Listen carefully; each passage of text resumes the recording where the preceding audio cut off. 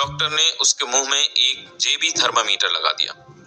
मरीज को लगा कि यह वही यंत्र है जो उसे ठीक कर देगा। कुछ ही पलों में वह खुशी से चिल्लाने लगा कि अब वह फिर से अपनी जीभ घुमा सकता है। बर्नहीम आगे कहते हैं, हमारे प्रकरणों में इसी तरह के कुछ तथ्य मिलेंगे। एक युवती मेरे ऑफिस में आई। 4 हफ्तों से उसकी आवाज पूरी तरह चली गई थी। जांच पड़ताल के बाद मैंने अपने विद्यार्थियों को बताया कि कई बार बोलने की क्षमता बिजली के प्रयोग से तत्काल लौट आती है, क्योंकि इससे सुझाव दिया जा सकता है। मैंने अपना इंडक्शन एपरेटस बुलवाया। मैंने उसके स्वर यंत्र को थोड़ा हिलाया और कहा, अब तुम बोल सकती हो। एक ही पल में मैंने उससे ए बुलवाया, फिर बी और फिर मारिया। वह स्पष्टता से बोलती रही। उसकी आवाज दोबारा लौट आई। यहाँ बर्नहीम आस्था की शक्ति और रोगी की आशा के बारे में बता रहे हैं, जिसने अवचेतन मन को सशक्त सुझाव दिया। सुझाव से फोड़े उत्पन्न करना। बर्नहीम बताते हैं कि उन्होंने एक मरीज की पीठ पर डाक टिकट चिपकाकर उसे सुझाव दिया कि उसे फोड़ा हो गया है। इस तरह के प्रदर्शनों की पुष्टि दुनिया के कई हिस्सों में कई डॉक्टरों के प्रयोगों और अनुभवों में हुई है। प्रमाणों को देखते हुए शंका की कोई गुंजाइश नहीं है कि मौखिक सुझाव देकर रोगियों के शरीर में संरचनात्मक परिवर्तन किए जा सकते हैं। खून निकलने का कारण। सुझाव से खून भी निकलवाया जा सकता है। इसे प्रदर्शित करते हुए डॉक्टर एम गुरु ने एक व्यक्ति पर सम्मोहन करके उसे यह सुझाव दिया कि आज दोपहर 4 बजे तुम मेरे ऑफिस में आओगे, इस कुर्सी पर बैठोगे और सीने पर हाथ बांध लोगे। इसके बाद तुम्हारी नाक से खून बहने लगेगा। दोपहर को उस युवक ने ठीक वही किया जैसा उसे सुझाव दिया गया था। जब उसने अपने हाथ बांध लिए तो उसके बाएं नथुने से खून की कुछ बूंदें टपक गईं। एक और मौके पर बुरु ने एक रोगी को सम्मोहित करके उसका नाम उसकी बांह पर एक औजार की भौंथरी नोक से लिख दिया। फिर बुरु ने कहा, आज दोपहर 4 बजे तुम सो जाओगे। मेरी खींची लाइनों पर तुम्हारे हाथ से खून निकलेगा, जिससे तुम्हारा नाम हाथ पर उभर आएगा। उस दोपहर रोगी पर नजर रखी गई। 4 बजे वह सो गया। उसकी बाईं बांह पर अक्षर चमकने लगे और कई जगहों पर खून की बूंदें भी दिखने लगी। हालांकि अक्षर धीरे धीरे मिट गए, लेकिन 3 महीने बाद भी वे धुंधले दिख रहे थे। ये तथ्य पहले बताई गई 2 आधारभूत मान्यताओं को सही साबित करते हैं। अवचेतन मन हमेशा सुझाव की शक्ति का पालन करता है और शरीर के कार्यों, अनुभूतियों और स्थितियों पर पूरा नियंत्रण करता है। पूर्व में बताए गए सभी उदाहरण बताते हैं कि नाटकीय तरीके से दिए गए सुझाव बहुत असामान्य स्थितियों को प्रेरित कर सकते हैं। ये इस बात का सबूत है कि व्यक्ति अपने दिल यानी अवचेतन मन में जैसा सोचता है वह वैसा ही बन जाता है। याद रखने लायक विचार। 1. खुद को बार बार याद दिलाएं कि उपचारक शक्ति आपके अवचेतन मन में है। 2. जान लें कि आस्था जमीन में बोए बीज की तरह है। यह अपनी तरह के फल देती है। अपने मन में विचार का बीज बोलें, इसे उम्मीद का पानी और खाद दें। यह वास्तविकता में बदल जाएगा। 3. किसी पुस्तक, नए आविष्कार या नाटक का विचार आपके मस्तिष्क में हकीकत है, इसलिए आप इस बात पर यकीन कर सकते हैं कि यह इस समय आपके पास है। अपने विचार, योजना या आविष्कार की वास्तविकता पर यकीन करें। जब आप ऐसा करेंगे तो यह प्रकट हो जाएगा। 4. किसी और के लिए प्रार्थना करते समय यह जान लें कि पूर्णता, सुंदरता और आदर्श का आपका आंतरिक ज्ञान किसी दूसरे के अवचेतन मन को बदल सकता है तथा अद्भुत परिणाम दे नकारात्मक स्वरूप ले सकता है। 5. आप विभिन्न धर्मस्थलों पर जिन चमत्कारी उपचारों के बारे में सुनते हैं, वे कल्पना शक्ति और अंधी आस्था के कारण होते हैं, जो अवचेतन मन पर कार्य करके उपचारक शक्ति को मुक्त करती है। 6. सारे रोग मस्तिष्क में पैदा होते हैं।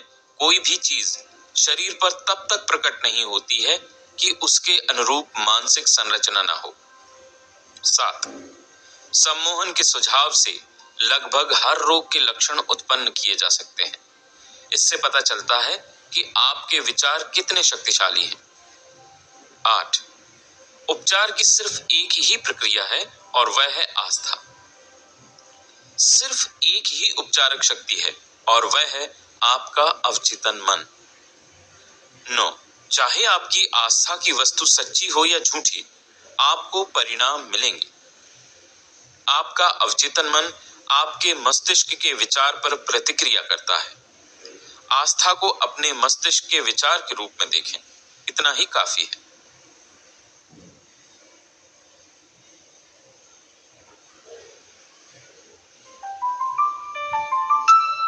अध्याय 5, आधुनिक युग में मानसिक उपचार।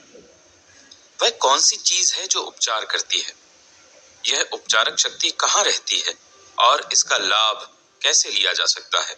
ये सभी सवाल हमारे लिए बहुत अहम है। इन सभी का एक ही जवाब है। उपचारक शक्ति हर व्यक्ति के अवचेतन मन में निवास करती है और रोगी के बदले हुए मानसिक नजरिए से यह सक्रिय हो जाती है। किसी भी मानसिक या धार्मिक वैज्ञानिक उपचारक, मनोवैज्ञानिक, मनोविश्लेषक या डॉक्टर ने कभी किसी मरीज को ठीक नहीं किया है। एक पुरानी कहावत है, डॉक्टर घाव पर पट्टी बांधता है, ईश्वर उसे ठीक करता है। मनोवैज्ञानिक या मनोविश्लेषक मरीज के मानसिक अवरोध हटाकर प्रभावी परिवर्तन लाता है ताकि उपचारक सिद्धांत सक्रिय हो सके और रोगी दोबारा स्वस्थ हो सके। इसी तरह सर्जन शारीरिक अवरोध हटाता है ताकि उपचारक प्रवाह सामान्य ढंग से काम कर सके। कोई भी डॉक्टर या सर्जन या मानसिक विज्ञान का प्रयोग करने वाला पूरी तरह से यह दावा नहीं कर सकता है कि उसने मरीज को ठीक कर दिया।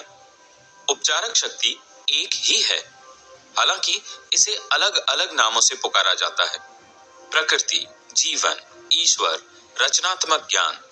लेकिन वास्तविकता में ये सभी अवचेतन शक्ति की ओर इशारा करने के भिन्न भिन्न तरीके हैं। जैसा हम पहले ही देख चुके हैं, हम स्वयं में मौजूद उपचारक जीवन सिद्धांत के प्रवाह के मानसिक, भावनात्मक और शारीरिक अवरोधों को कई तरीकों से हटा सकते हैं। आपके अवचेतन मन में रहने वाला यह उपचारक सिद्धांत आपको सभी मानसिक तथा शारीरिक रोगों से मुक्त कर सकता है और करेगा, बशर्ते आप या कोई दूसरा व्यक्ति इसे सही दिशा दे। यह उपचारक सिद्धांत सभी लोगों में काम करता है, भले ही उनका पंथ, रंग या जाति कोई भी हो। इसका प्रयोग करने और इस उपचारक प्रक्रिया का लाभ लेने के लिए आपको किसी विशेष चर्च का सदस्य बनने की जरूरत नहीं है।